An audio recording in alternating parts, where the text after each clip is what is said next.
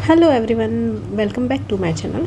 सो 2026 के पीवाईक्यू कर रहे थे चैप्टर नंबर 3 के।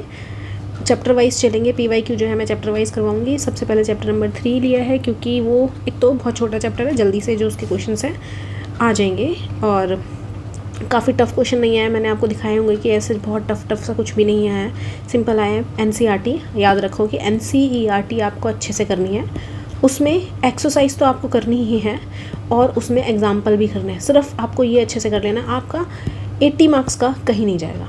अच्छे से इतना तो अच्छे से कर ही लेना है। बाकी फिर उसके बाद ये जो पीवाईक्यू है, पीवाईक्यू बहुत ज़्यादा हेल्पफुल होता है। जो 2025 में आए, 2026 में आए, इसमें कुछ क्वेश्चंस होते हैं जो सेम निकल आते हैं। तो जब सेम क्वेश्चन निकल आए तो काफ़ी चांसेस है वो आगे भी आ जाए। 2024 हो गई, सीरीज़ वाइज जो है वो सेम क्वेश्चन एक दो ना ऐसे, मतलब हम ऐसे बोलते हैं कि क्वेश्चन अलग से आएगी, पता है एक दो क्वेश्चन या फिर काफ़ी हद तक क्वेश्चन जो है 10th तक तो ऐसा होता है कि जो इम्पोर्टेंट पार्ट है वो इम्पोर्टेंट ही है। आपका बोर्ड आएगा तो वो इम्पोर्टेंट है, आपका चाहे 2027 का बोर्ड हो, जो क्वेश्चंस इंपॉर्टेंट हैं वो अभी भी इम्पॉर्टेंट है। वो 10 साल पहले तुम देखते उस टॉपिक का, वो तब भी इम्पॉर्टेंट था, वो अभी भी इम्पॉर्टेंट है। चाहे आप साइंस में ले लो, चाहे आप मैथ्स में ले लो। रूट 3 वाला मैक्सिमम टाइम पूछते हैं फर्स्ट चैप्टर से, तो वो पूछते ही थे। ऐसा नहीं है आपके में ज़्यादा जो है इस पर ज़्यादा इंपॉर्टेंस आने लगी, ऐसा नहीं है। वो 10 साल पहले भी जब मैंने भी एग्ज़ाम्स दिए थे तो रूट 2 रूट 3 ये वाली चीज़, इर्रेशनल नंबर, उस टाइम भी इम्पॉर्टेंट था, अभी भी इम्पॉर्टेंट है। जो क्वेश्चंस होते हैं वो इसलिए रिपीटेड वाले क्वेश्चंस को आपको अच्छे से देख लेना चाहिए, क्योंकि ये होता है कि जो क्वेश्चन रिपीट हो रहे हैं ना वो इंपॉर्टेंट है, वो तो हैं ही, उनमें से आने के चांसेस ज़्यादा हैं। तो इसलिए चलो शुरू करते हैं। Question number 13, equation of a linear coincident with. हमें इक्वेशन बतानी है जो इस वाले, ये जो हमें इक्वेशन दिए इसके कोइंसिडेंट हो। पहली चीज़ मैं बता देती हूँ, कोइंसिडेंट पहले तो ये इंटरसेक्टिंग होगा जिसका एक ही पॉइंट है, फिर हमारी कोइंसिडेंट यानी कि एक लाइन के ऊपर उसके ऊपर एक और लाइन है, मतलब 2 लाइन है एक साथ इसके, यानी कि बहुत सारे पॉइंट्स कब निकल के आते हैं, पॉइंट्स निकल के आते हैं जब वो मीट कर रही होती है। हाँ, तो हर जगह ही मीट कर रही है। और एक होता है पैरेलल जिसमें मीट ही नहीं करती, हमें करनी है इसकी बात अगर हम करेंगे तो पहली चीज़ आगे की हमें याद रखना है कि हम कैसे पता कर सकते हैं कि कोई ये कोइंसिडेंट है। कोइंसिडेंट का सिर्फ होता है कि A1/A2 बराबर होना चाहिए B1/B2 के, और वो भी बराबर होना चाहिए C1/C2 के। तो अगर हम ऐसा इक्वेशन है तो हम बोल देंगे कि ये ईजिली कोइंसिडेंट है। सबसे पहली चीज़ कि 2.5x - 2y = 3 लिखेंगे। सबसे आसान तरीका जो मैं, मतलब जो तुम्हें भी लगना चाहिए, वो ये है कि मैं क्या करूँगी, इसका पॉइंट हटाऊँगी, ये 10 आया, एलसीएम ले लो और इस 10 को उधर भेज दो। हम क्या करेंगे, एलसीएम लेंगे और उस 10 को उधर भेजेंगे। या फिर ये 10 आया, इसको कट करो, ये जाएगा 5 से और ये जाएगा किससे, 2 से, ईजी जाएगा। यहाँ आ जाएगा 5x और ये क्या करो, ये ना एलसीएम ले लो। एलसीएम लेने का मतलब क्या है, यहाँ 2 है तो इसके नीचे 1 नहीं रहना चाहिए, इसके नीचे 2 भी रहना चाहिए। नीचे मल्टीप्लाई तो ऊपर भी मल्टीप्लाई, एलसीएम आना चाहिए आपको, ऐसा नहीं होना चाहिए एलसीएम नहीं आता। ये उठाया, इसके नीचे 2 है ना, ये इसे उठाया, आप उधर लेके चले गए, 4y = 6। अब इतना तो कर लिया आपने। आपको सिर्फ क्या देखना है, आपको देखना है कि इसके जैसा सेम क्या आपको दिखाई दे रहा है। अगर आप ये 2.5x - 2y = 3 रखते हैं तो इसमें कुछ नहीं था, A1/A2 लगाते और डायरेक्ट रखते। यहाँ पे 2.5, पहले आप इसका 5 रखते, फिर उससे देखते हैं क्या बन रहा है, नहीं बन रहा। 2 हैं तो फिर आपको एक बार 2.5 करके एक बार 15 रख के भी देखना पड़ता। इस तरीके से आपको देखना पड़ता, फिर आपको B1/B2 देखना पड़ता, ये वाली चीज़ करनी पड़ती। तो वो चीज़ मेरे को नहीं पता, मेरे को नहीं सही लगी, मेरे को ये वाली चीज़ ज़्यादा सही लग रही है, तो मैंने आपको ये बता दिया। आपके ऊपर है, किसी भी तरीके से अलग अलग रख के देखना चाहते हो, हर एक इक्वेशन को रख के देख सकते हो टाइम अगर आपको लगता है कि है। नहीं तो मैं ये बताया कि आपने एलसीएम लिया, आपने इसको सिंपल फॉर्म में कर लिया, कोई पॉइंट का झंझट ही नहीं, पॉइंट वाला झंझट हटाया, ये देखा। अब हमने ये जो देखा है, ये अगर सेम इक्वेशन है तो ये पक्का कोइंसिडेंट है ही। तो सेम इक्वेशन कहीं पे भी आपको दिखाई दे रही है ऐसी, अगर मैं इसको इस तरीके से लिखूँ, ये इधर लेके आऊँ, -6 = 0, क्या दिखाई दे रही है। अगर मैं इसके, ये वाली इक्वेशन नहीं लग रही आपको, बी वाली, सेम टू सेम बाकायदा पूरी की पूरी सेम है। 5x - 4y एक सेकेंड माइनस है यहाँ पे, तो ये वाली हो गई, वो वाली नहीं है क्योंकि हमारा क्या आ रहा है, माइनस आ रहा है और यहाँ पे प्लस है, तो ये वाली सेम हो गई। तो ये डायरेक्ट दिख रही है, उसमें हमें एक एक कर करके देखना पड़ता। वैसे टफ नहीं है, कुछ नहीं है। जब मैंने एक एक करके भी मैंने ऐसे माइंड में किया तो इससे मुझे समझ आया कि 5 है, इससे मुझे समझ आ गया कि 4 है। लेकिन ये 3 और 6 में इसमें 2 बार हमें चेक करना ही पड़ेगा, उसके अकॉर्डिंग निकलेगी। और फिर प्लस माइनस हमें देखना पड़ेगा कि प्लस या माइनस। इजी वे ये है, सेम अगर आ रही है तो कोइंसिडेंट है ही है।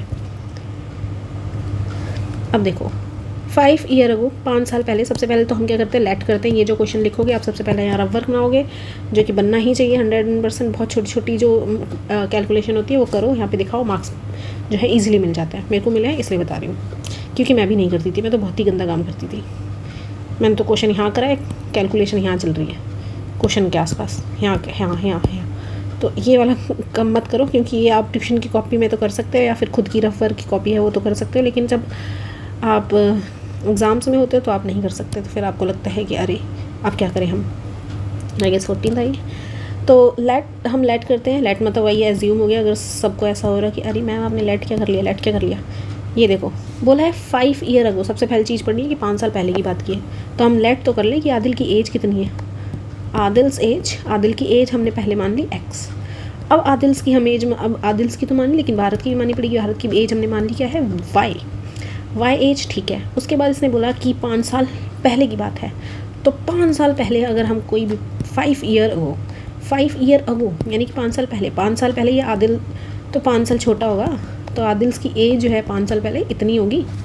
अब सेम तरीके से आदिल की एज तो होगी, लेकिन भारत की एज 5 साल पहले क्या सेम रही होगी? नहीं भाई, भारत की जो एज है वो भी 5 साल पुरानी होगी। 5 साल पहले आ गए हम। अब एक क्वेश्चन पढ़ो। 5 साल पहले आदिल वॉज इज़ विल शैल, ये वाला मतलब है इक्वल टू। ये मैंने जब एक्सरसाइज कराई है तो अच्छे से समझाया है कि कब आपको समझ जाना है कि क्या इक्वल टू, क्योंकि सबकी इंग्लिश इतनी अच्छी है ऐसा नहीं होता है। तो काफ़ी बच्चों को मैंने जब पढ़ाया ट्यूशन तो मुझे समझ आया है कि बच्चों को नहीं समझ आता कि कब इज़ और कब, मतलब बहुतों को समझ आता है बट एक दो ऐसा होता है नहीं समझ आता कि कब हमें समझ आना है कि आदिल की एज के बाद ये बात की है। आदिल की जो एज है वो इक्वल है, तो आदिल की एज क्या ली है हमने, x। क्या ली है, x। और 5 साल पहले यानी कि x/5 क्या है, x/5, x-5 सॉरी, x-5, ठीक है। तो आदिल की जो एज है वो थ्राइज है, कितनी है, 3 गुना। थ्राइज मतलब 3 गुना, 3 टाइम होती तो प्लस आता, थ्राइज है एज ओल्ड एज भारत की एज। सो आदिल की एज है 3 गुना है भारत की एज के, तो यानी कि थ्राइस है भारत की एज के। जो 5 साल है उसकी बात करें तो दोनों की एज जो है 5 ईयर पहले की ही लेंगे दोनों की एज। यहाँ पे हम इसकी कैलकुलेशन ओपन करेंगे, यहाँ 15 आ जाएगा। हम जो है x y एक साइड करेंगे, नंबर एक साइड करेंगे। ये आ गया इधर -3, इधर आ गया, ये उठ के जाएगा उधर, ये प्लस में 5 हो जाएगा, और ये आ जाएगा -10, और ये x -3y। अब आगे की बात हम देखते हैं। बोला है कि 10 ईयर लेटर, अगर वही सेम चीज़ बोल दिया, यहाँ पे एक ये चीज़ है 5 साल पहले, यहाँ एक चीज़ है कि 10 ईयर अगो, 10 साल पहले। 10 साल पहले अगर हम आदिल की एज की बात करें तो वो आ जाती है x + 10, और वही हम भारत की एज की बात करें तो भारत की एज आ जाती है यहीं पे y + 10, ठीक है।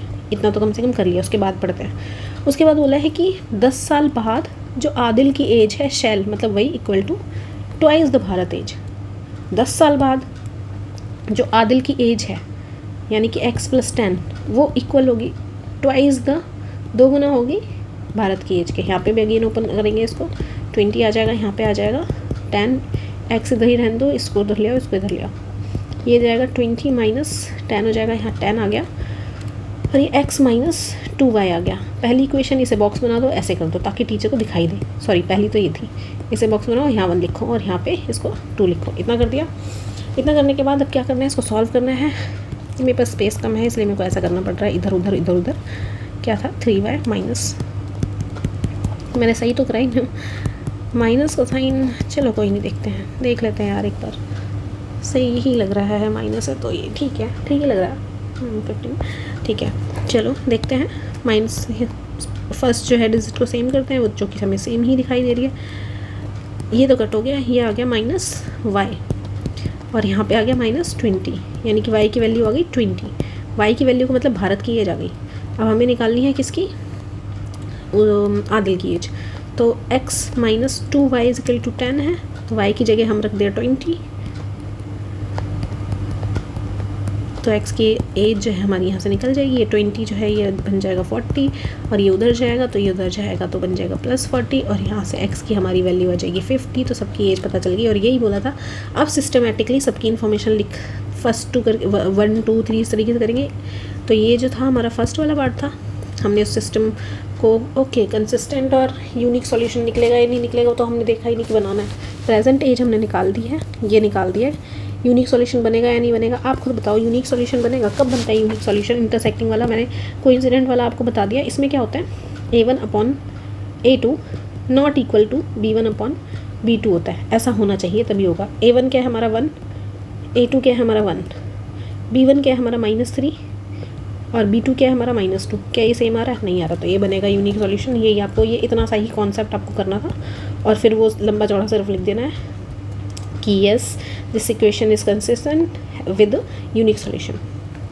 ओके नेक्स्ट क्वेश्चन देखते हैं। नेक्स्ट क्वेश्चन में क्या बोला हुआ है? बोला है कि इन अ क्लास एक क्लास टेस्ट हुआ जिसमें वीर के स्कोर है 6 ज़्यादा। पहली चीज़ लाइन वाइज पढ़ा करो, 6 एक्सीड हो सकता है, 6 मोर हो सकता है, यानी कि 6 मोर यानी कि 6 ज़्यादा आए हैं। Twice as many mark as Kevin. सबसे पहले लेट वाला काम करते हैं, एज्यूम वाला काम करते हैं। हमने एज्यूम किया कि वीर के मार्क हमने ले लिए x। छोटा लिखती हूँ यार, नीचे फिर स्पेस नहीं बचती है। इतना ठीक है, दिख तो रहा है ना? अब नहीं दिख रहा है कैसे पूछूँ? केविन थोड़ा सा ज़्यादा ही लाइट हो गया मुझे ही, 10 ठीक है। केविन जो है उसे हमने ले लिया y, ठीक है, हमने इलेक्ट करा था, कर लिया। अब वीर की जो एज है, अब यहाँ से स्टार्ट करते हैं कि वीर की एज है, तो कि वीर नहीं लिखना है आपको, x लिया है, आप x लिखो मैडम। वीर की जो एक एज है वो 6 मोर है, ठीक है। किसके मोर है? Twice as many as marks as Kevin, यानी कि 2 गुना केविन के मार्क के। तो यहाँ से हमने जो पहली इक्वेशन निकाली वो इक्वेशन थी ये वाली। दूसरी इफ़, अब ये इफ़ आया, अगर ऐसा हो, कैसा हो? अगर किसी एक के मार्क्स, वन ऑफ देम, किसी एक के मार्क्स हैड स्कोर 4 मार्क्स, यानी कि अगर किसी के इसके x आए हैं, इसके y आए हैं, कोई भी एक उसके ज़्यादा मार्क्स आ जाए, इसके ले लो चाहे इसके ले लो, ये पीछे इसके ले लेती हूँ कि इसके 4 ज़्यादा मार्क्स हैं, ठीक है, मिला के, then their total score would have been 40। तो इनका जो टोटल स्कोर होगा, वैसे तो टोटल x + y होता है, लेकिन अगर टोटल स्कोर होगा तो वो होगा, दोबारा समझा देती हूँ कि x है और एक y है। अगर इनमें से समझ लो x के ज़्यादा आ गए, अगर इसके 4 ज़्यादा आ जाते हैं तो इनको दोनों को सम करेंगे ज़्यादा करके और एक सिंपल ओरिजिनल जो मार्क्स है, तो हमारा आएगा 40, यानी कि x + y, इसको उधर ले जाएंगे तो ये आ जाएगा 40 - 4, यानी कि x + y = 36, यानी कि ये दूसरी इक्वेशन निकली। बोला है कि वीर और कैल्विन के मार्क्स बताओ, तो हम इजीली यहाँ से एलिमिनेशन का प्रोसेस जो लगा देंगे। वही बात है ना, चैप्टर पता होना चाहिए, चैप्टर ही नहीं पता तो एलिमिनेशन क्या होता है मैम हमें तो पता ही नहीं। ये वाली चीज़ हो जाएगी, माइनस माइनस ये कट होगा, ये -3y आ जाएगा, ये आ जाएगा -30, और यहाँ से जो है हमारा माइनस माइनस कट होगा तो y की वैल्यू हमारी आ जाएगी 10, क्योंकि डिवाइड हो जाएगा 10y की वैल्यू, तो हमें लिखना पड़ेगा कि y की value that means Kelvin's marks. तो दोनों के मार्क्स निकालने चाहिए पहले, तभी लिखना चाहिए। अब x - 2y = 6 है, तो ये -2 10 = 6, ये उधर जाएगा तो 6 + 20 हो जाएगा, तो x की वैल्यू आ जाएगी 26। अब हम यहाँ पे लिख सकते हैं केल्विन्स मार्क एंड क्या नाम था मैं भूल गई, वीर आएगा सा, वीर्स मार्क, दोनों के पता चल गया हमको, इसके 26 है और इसके 10 है, दोनों के लिख दिया। सेकंड वाला पॉइंट है उसको भी देख लेते हैं। इसमें क्या है, क्वेश्चन बढ़ते हैं, wait a minute. Okay, 2 equation दिए हैं, एक दिया है 3x + y = 1/4, एक दिया हमारे पास y = 2। बोला है ग्राफिकली आपको ड्रॉ करना है और उसके बाद ही आप बताओ कि इसका सॉल्यूशन क्या आ रहा है। सबसे पहले हमने ये लिया डब्बा, x और y यहाँ लिखा, ये लिखने के बाद हमने बनाए 3 पॉइंट्स। पहला हम क्या रख सकते हैं, इसको रख सकते हैं 0, नहीं इसको 0 नहीं रखो यार, y की वैल्यू निकालते हैं, x को रखते हैं, x को अगर हम रखेंगे 3, x को क्या रखेंगे 3, तो हमारे पास अगर मैं इसको 3 रखती हूँ, अगर मैं इसको रखती हूँ x को 3 तो ये 9 आ जाएगा और 9 उधर जाएगा तो 14, x को 3 रख दिया, डायरेक्ट 1 रखना चाहिए था, चलो ठीक है। अगर 14 आएगा, 14 में से 9 माइनस आएगा, क्या आएगा हमारे पास 5।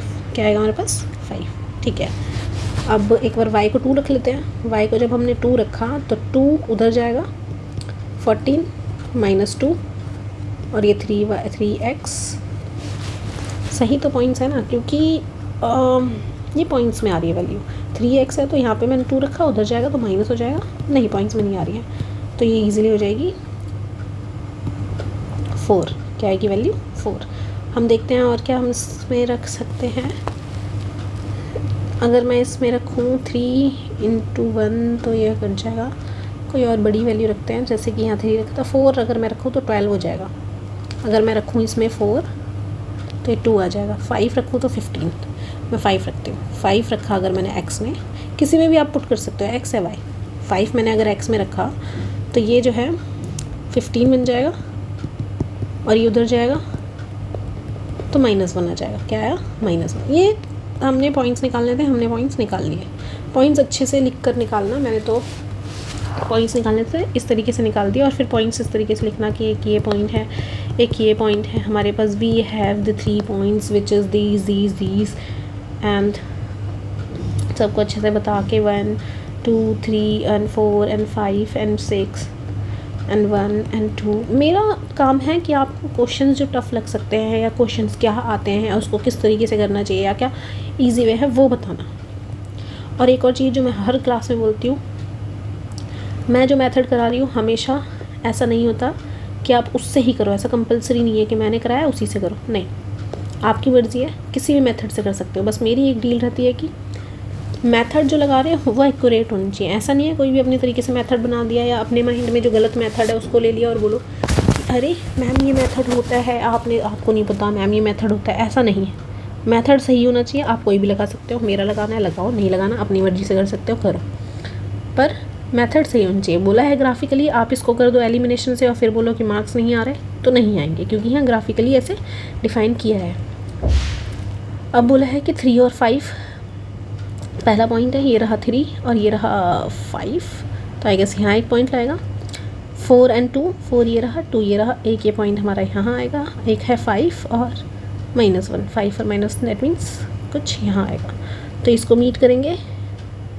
और एक हमें लाइन दी हुई है y = 2 कि y हमारी क्या है 2 है। y हमारी ये ऊपर ये वाली लाइन होती है y, ये x है तो y हमारी 2 है, वो कहाँ है यहाँ पे, x तो कुछ है ही नहीं, तो x को कुछ नहीं होता तो ऐसे लेते हैं। तो ये पॉइंट है 4 और 2, यानी कि जो पॉइंट है वो क्या है 4 और 2। तो ईजिली हमने सॉल्व कर दिया। x की वैल्यू हम यहाँ पे लिख देंगे कि वो 4 है और y x की वैल्यू जो हम लिख देंगे यहाँ 4 है और y की वैल्यू हम यहाँ बताएंगे कि वो 2 है। Okay, the value of k for which the term of linear equation this and this has been infinite many solution। infinite many solution कब आता है कि एक लाइन है वो उसके ऊपर ही है, जब वो उसके ऊपर ही है तो वो हर जगह उसको ऐसे टच कर रही है। डैट मीन्स हर पॉइंट पर उसके सॉल्यूशन बन रहे हैं। सॉल्यूशन तभी बनते हैं जब दो लाइन इंटरसेक्ट कर दी है या मीट करती है। याद रखना, या तो इंटरसेक्ट करेगी या मीट करेगी, सेम ही मतलब है दोनों का, बस मैं समझा रही हूँ। जब वो लाइन इंटरसेक्ट करे या मीट करे, जब भी वो मीट करेगी, जितने पॉइंट्स पर मीट करेगी उतने सॉल्यूशन बनाएगी। ये हर पॉइंट पर मीट कर रही है तो ये बहुत सारे सॉल्यूशन बना रही है। तो इसको हमें कैसे पता कर सकते हैं? इसको पता कर सकते हैं A1/A2, B1/B2, C1/C2। अगर ऐसा है तो हम इजीली बोल देंगे कि ये जो है इक्वेशन हमारी इनफाइनाइट मैनी सॉल्यूशन है। अब ये तो हमें बोला है कि इसका इनफाइनाइट मैनी सॉल्यूशन है, पर अब k की वैल्यू बताओ क्या होगी। तो A1 आंसर स्टार्ट करते हैं। A1/A2 जो है उसको रखते हैं, यहाँ k दिया हुआ है, यहाँ पे 6 दिया हुआ है। B1/B2 लिखते हैं, यहाँ पे हमें -1 दिया हुआ है, हमें -2 दिया हुआ है। माइनस माइनस कट जाएगा तो 1/2 यहाँ पे दिया हुआ है। बोला A1/A2 इक्वल होता है B1/B2 के, तो हम क्या करेंगे A1/A2 इक्वल कर देंगे स्पुट करनी थी वैल्यू। A1/A2 लिखा हमने और यहाँ 1/2। ये हम क्या करेंगे, इसको उधर ले जाएंगे, k की वैल्यू आएगी हमारे पास 3। क्या आ गई 3, k की वैल्यू आ गई 3 जो हमें मार्क करनी थी। ओके, आज के लिए इतना ही है। अगर चीज़ अच्छे से समझ आ रही है तो लाइक करना, सब्सक्राइब करना, और आज के लिए इतना ही। अब जो नेक्स्ट है वो मैं स्टार्ट करूँगी, जो लास्ट तक बना हुआ है ऑब्वियस है उसको पता चल जाएगा। ट्रिगो स्टार्ट करूँगी, ठीक है। ट्रिगो स्टार्ट करेंगे। उसके क्वेश्चंस मैंने जब ऐसे सेपरेट किए, सिर्फ 2026 के बहुत सारे क्वेश्चंस हैं, बहुत सारे। मुझे नहीं पता था इतने क्वेश्चंस ट्रिगो से ही आ गए हैं। मतलब काफ़ी क्वेश्चन 2026 में एकदम ट्रिगो से ही उठ के आ गए। कम से कम मैंने काउंट अगर मैं बोलूँ तो 1 मार्क में ही मुझे 2 क्वेश्चन दिखाई दे रहे थे। 1 मार्क में 2 क्वेश्चन मुझे दिखाई दे रहे थे। 2 क्वेश्चन तो थे ही। 2 मार्क में भी मुझे 2 तो दिखाई दिए ही हैं, एक दिखाई दिया है। 3 मार्क्स में मुझे 2 क्वेश्चन दिखाई दिए। डेट मीन्स 6 क्वेश्चन तो पक्का आया। अगर 34 या 33 ऐसे ही होते हैं क्वेश्चन। 30 तक तो होते हैं सारे 3 मार्क्स के। उसके बाद जो है 1-2 क्वेश्चन होते हैं जो 5 मार्क के होते हैं। तो इसमें से अगर 6 क्वेश्चन आ जाते हैं, तुम्हारे पास 28 बच रहे हैं जो पूरी बुक से आएंगे, और एक सेपरेट चैप्टर से 6 क्वेश्चन है, सेपरेट चैप्टर से। और यहाँ पे कुछ 10-12 चैप्टर से 28 है। समझ रहे हो तो कितना वेटेज है इसका। तो अच्छे से कर लेना। ट्रिगो स्टार्ट करेंगे नेक्स्ट। तो देखते हैं क्या क्या कितने क्वेश्चन आया, किस तरीके के क्वेश्चन आया। आपको भी चीज़ें पता चल जाएंगी, क्वेश्चन किस तरीके से, कितना लेवल पूछ रहे हैं, बुक से पूछ रहे हैं, सिर्फ नहीं पूछ रहे हैं, कितना हुआ ही बना हुआ है बोर्ड का, सारी चीज़ें समझ रहेंगी। तो आज के लिए इतना ही। अगर वीडियो समझ आ रही है तो लाइक करना, सब्सक्राइब करना, और टाटा बाय बाय।